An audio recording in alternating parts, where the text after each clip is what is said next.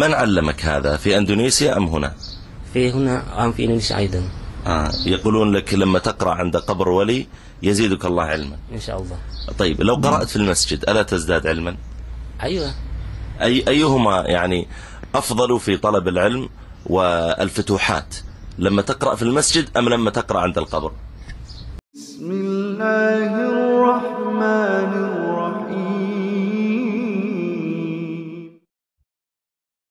Assalamualaikum warahmatullahi wabarakatuh. Alhamdulillah wassalatu wassalamu ala Rasulillah. Allahumma sholli ala Muhammad wa ala ali Muhammad. Alhamdulillah kita bertemu kembali di channel Cahaya Hidayah. Jadi teman-teman yang dimuliakan oleh Allah Subhanahu wa taala, di dalam video ini saya akan menampilkan tentang dialog seorang syekh dengan santri Indonesia. Jadi kejadian seperti ini, santri tersebut berziarah di makam wali, yang konon katanya itu adalah makam wali. Ya, tempatnya ada di Yaman. Kemudian syekh tersebut itu mendatangi santri dari Indonesia ini, menanyakan, kenapa antum membaca Al-Quran di kuburan? Bukankah lebih baik itu di masjid? Kemudian santri ini mengatakan bahwa dia membaca Al-Quran itu dengan niat tabaruk kepada si penghuni kubur yang dianggap wali. Dengan tabaruk ini, dia akan mendapatkan ilmu keberkahan dari si wali. Kurang lebih seperti itu ya teman-teman ya. Jadi lebih lengkapnya, saya akan tampilkan video tersebut. Mari kita simak videonya. تقرأ قرآن هنا عند القبر؟ نعم. ماذا تستفيد لما تقرأ عند القبر؟ في تبرك يعني. تبرك في للعلم. كيف للعلم؟ هذا يمكن نحن ماذا اسمه في حاجة إذا نقرأ القرآن عند قبر والي سهل الله العلم يعني. Jadi santri ini mengatakan ya, mungkin kita akan dapatkan ketika baca Al-Quran di kubur, wali Allah memudahkan dapat ilmu ya. Jadi wali Allah yang ada di kuburan itu ya, itu akan memudahkan mendapat ilmu ya, dengan perantara wali Allah gitu ya. Ini maksud santri dari Indonesia ini ya. Mari kita lanjutkan kembali. من علمك هذا في أندونيسيا أم هنا؟ في هنا في إندونيسيا أيضا. يقولون لك لما تقرأ عند قبر ولي يزيدك الله علما إن شاء الله. طيب لو قرأت في المسجد ألا تزداد علما؟ أيوة. أيهما يعني أفضل في طلب العلم والفتوحات، لما تقرأ في المسجد أم لما تقرأ عند القبر؟ كلاهما يعني عندي بالنسبة أنا يعني. كلاهما متساويان؟ لا. أيهما أفضل؟ على قدر حسن الظن تأتي المدد يعني.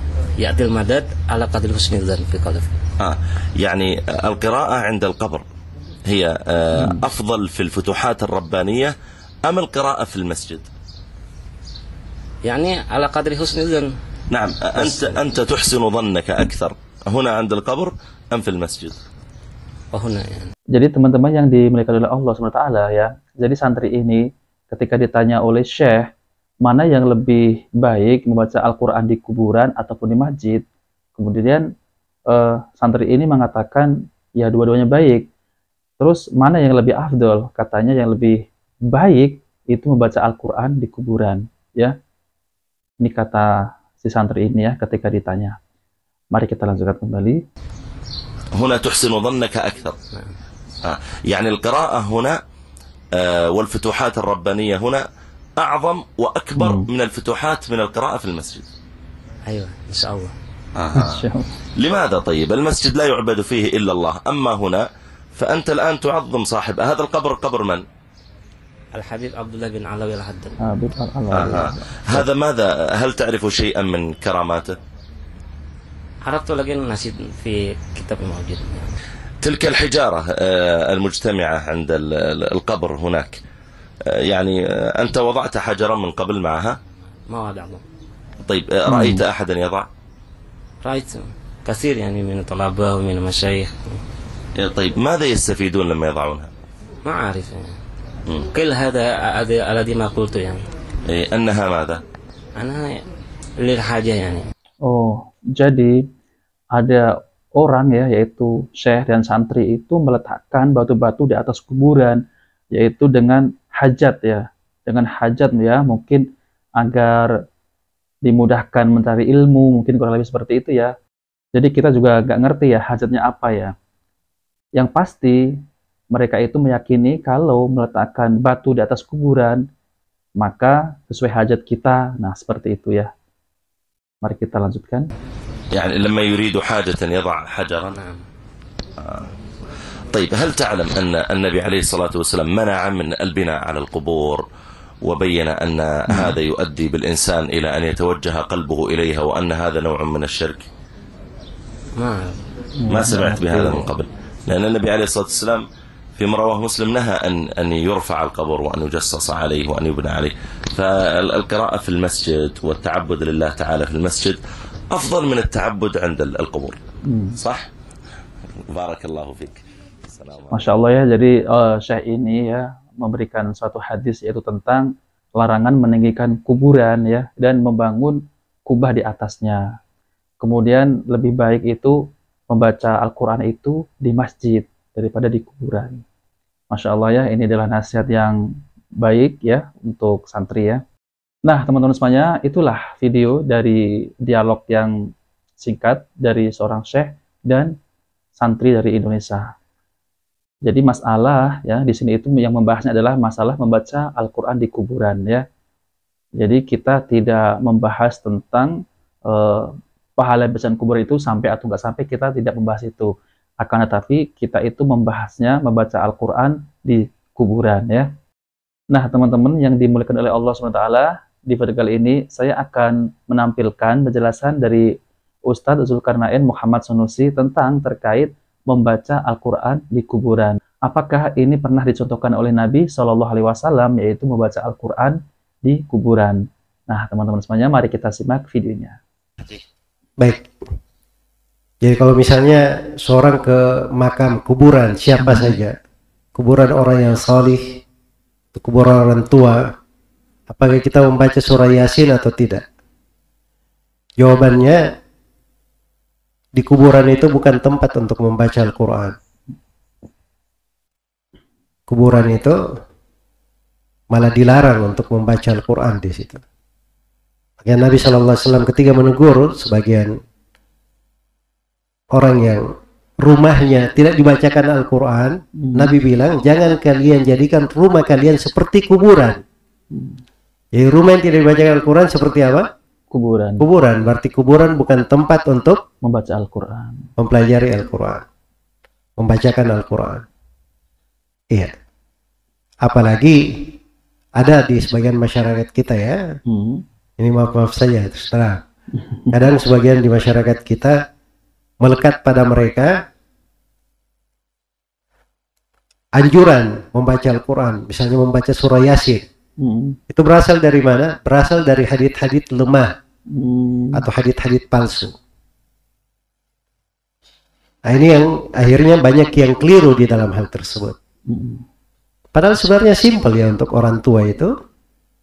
Kalau misalnya kita ingin mendoakan, kita doakan pada saat sujud kita di sepertiga malam terakhir, pada saat kita sholat malam, itu akan lebih kuat dan hasilnya akan lebih besar untuk orang tua. Jadi teman-teman yang diberkahi Allah SWT, kita mendoakan orang tua yang sudah meninggal ya, kapanpun itu boleh ya. Yaitu misal kita habis sholat tahajud ya, apalagi kita beristighfar meminta ampunan ya kepada Allah untuk orang tua kita yang sudah meninggal, kemudian bersedekah atas nama orang tua kita yang sudah meninggal, itu malah disunnahkan oleh Nabi SAW. Dan ada contoh dari Nabi SAW yang sudah jelas dalam hadis tersebut ya. Jadi tidak sulit ya kalau kita ingin mendoakan orang tua yang sudah meninggal, itu sangat mudah. Nah teman-teman semuanya, mari kita lanjutkan videonya. Iya. Dan itu sesuai dengan apa yang disyariatkan. Itu terkait dengan orang tua ya.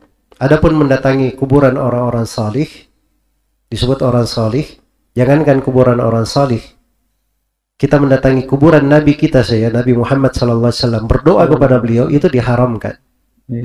bahkan dilaknat oleh Rasulullah SAW sendiri.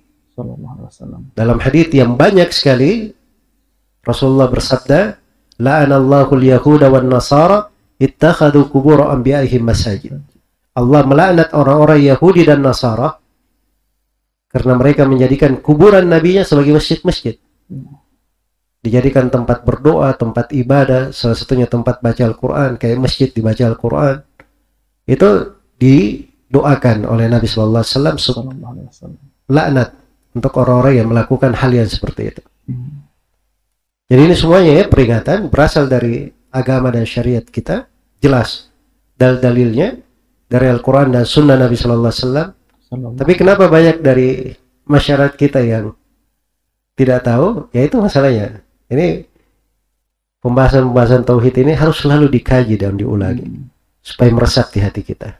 Itu mungkin yang bisa saya jawab ya. Dan mohon maaf ya, memang pertanyaan kita dalam kondisi online, ada yang hadir selain di majelis ini, jadi perlu mendengar suara orang yang bertanya. Nah, teman-teman semuanya, inilah penjelasan dari Ustadz Zulkarnain Muhammad Sanusi tentang terkait masalah membaca Al-Quran di kuburan. Kemudian, lalu ada pertanyaan, kalau tidak membaca Al-Quran di kuburan, ya, terus apa kita berziarah di kuburan wali ataupun kuburan orang soleh ataupun kuburan orang tua?